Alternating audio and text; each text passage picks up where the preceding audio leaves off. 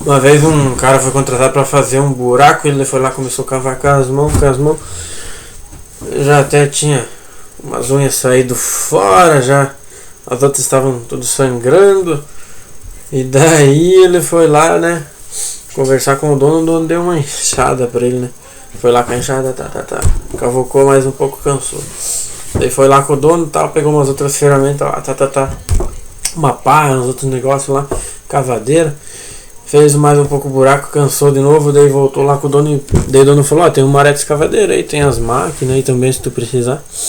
Ele se indignou, né, por que você não me falou primeiro? Ele falou, bom, tu não pediu. Às vezes é assim com nós e Deus, né, Deus tem à nossa disposição tudo que a gente precisar, mas não, a gente vai lá e fica patinando no seco, tentando fazer as coisas pela nossa própria força, e depois, bom, a gente pediu, né? Deus deu a opção, mas a gente que foi teimoso. E Deus respeita a gente. Deus é um Deus de amor, de livre-arbítrio. E Ele nos dá sempre a opção, né? Quero compartilhar um pouco com vocês, um pouco que eu tenho estudado aqui sobre Simão. Essa história está lá em Lucas, no capítulo 23, a partir do verso 26. Ali Simão, né? Aquele cara que carregou a cruz de Jesus, ao estar passando ali perto, provavelmente deve ter visto Jesus, os seus seguidores de longe, né? E pensado, daqui a pouco os amigos dele vão vir ajudar, né? Porque Jesus ali já estava padecendo, desfalecendo. E ele vê esses amigos de Jesus indo embora. E ele então explode, né? Ele falou, ninguém vai vir ajudar esse homem aqui? Nesse momento os soldados romanos lá que estavam desesperados já puxaram ele então para carregar a cruz de Jesus, que já havia passado por 7 julgamentos, já havia sido açoitado 2 vezes, já estava ali derramando, suando sangue, com a carne viva, já a carne dele já não estava aguentando mais, né?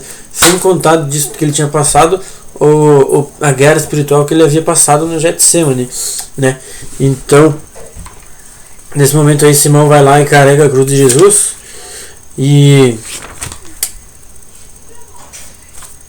será que você fomos forçados alguma vez a carregar a nossa cruz? Será que a gente carregou ou será que a gente fugiu? Dos 12 discípulos de Jesus que andaram com ele por cerca de 3 anos, né? Quando Jesus está indo para o Calvário, a gente vê que Judas lá está com remorso porque ele gostava do pecado, mas não gostava das consequências. Ele não queria abandonar as práticas erradas, mas não queria pagar o preço por isso. Por isso que ele vício de linguagem. Então ele foi lá, se enforcou, né? Tirou a própria vida. Pedro ali já havia sido advertido por Jesus que ele não tinha a capacidade de fazer a coisa certa por conta própria, precisava ajuda, auxílio divino, mas ele teimou, né, e falou, não, eu sou bonzão, eu vou conseguir estar contigo para sempre, Jesus. E lá se lascou, não conseguiu fazer o que ele achava que conseguia. Muitas vezes é assim na nossa vida, a gente diz que consegue tal, Deus vem e mostra, você não consegue, mas a gente vai lá de teimoso e tenta, né, quebra a cara. Depois disso, então a gente volta para Deus, né? Seria melhor se a gente mudasse, né? Apenas ouvindo Deus falar com a gente, mas não, a gente tem que quebrar a cara, tá tudo bem, né? A gente tem a eternidade toda pela frente aí para aprender, né? E isso nos mostra que nós somos dependentes de Deus. Se a gente fosse perfeito, não erasse, a gente não precisaria de Deus na nossa vida. E é interessante que, como diz lá em Filipenses 4:4, a gente pode estar sempre alegre, independente do que esteja acontecendo, quer esteja tudo bem, quer a gente tenha quebrado a cara, quer a gente tenha acertado, a gente pode reconhecer que sempre tudo vem de Deus, tudo de bom vem de Deus, e é por isso que a gente pode estar feliz. Eu tenho certeza que no seu dia, por mais que você esteja só reclamando, aconteceram várias coisas boas, você que não está vendo porque você está longe da fonte, você não está conectado em Deus, e por isso que tu fica vendo só desgraça acontecendo, até que tu não se conectar, até que nós não nos conectarmos à fonte do amor, fonte do bem, né, que é Deus, a gente vai ver só coisa ruim, porque ou a gente está em Deus ou a gente está no pecado, não existe meio termo. Tem aquela famosa história do camarada que estava em cima do muro, né? E daí o diabo chamando ele de um lado e Jesus... Pera aí, o diabo não estava chamando, só estava de um lado lá. Quem estava chamando desesperado, né, clamando, venha pra cá, meu filho, era Jesus. E daí ele virou pro diabo e falou, você não vai me chamar não? O diabo falou, não, o muro é meu. Então, a não ser que a gente faça uma escolha hoje e decida estar do lado de Cristo, a gente está lascado.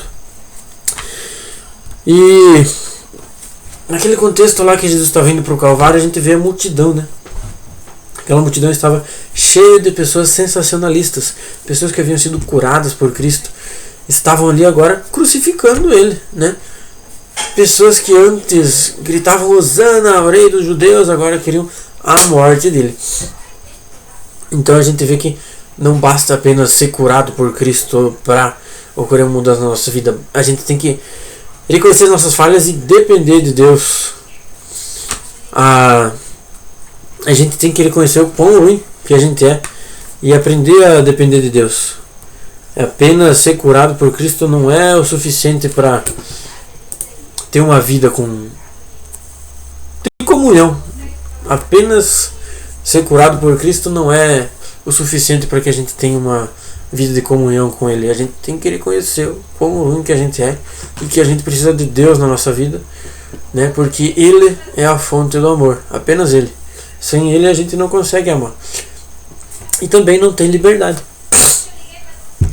Porque sem as leis de Deus, a gente pode fazer o que quer, mas também pode colher todas as consequências que não quer. Não é não? E a gente precisa entender hoje, além da nossa emoção do momento, a real necessidade dos nossos corações. A nossa mente nos engana, sentimentos, emoções não dizem o que realmente a gente quer. E eles só vão nos dizer quando estivermos então conectados em Deus. Mesmo quando estivermos conectados em Deus, não poderemos confiar 100% naquilo que a gente sente. A gente tem que tomar uma decisão.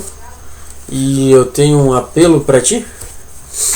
Vá ler Efésios 5:2 e vamos andar com amor igual a Cristo.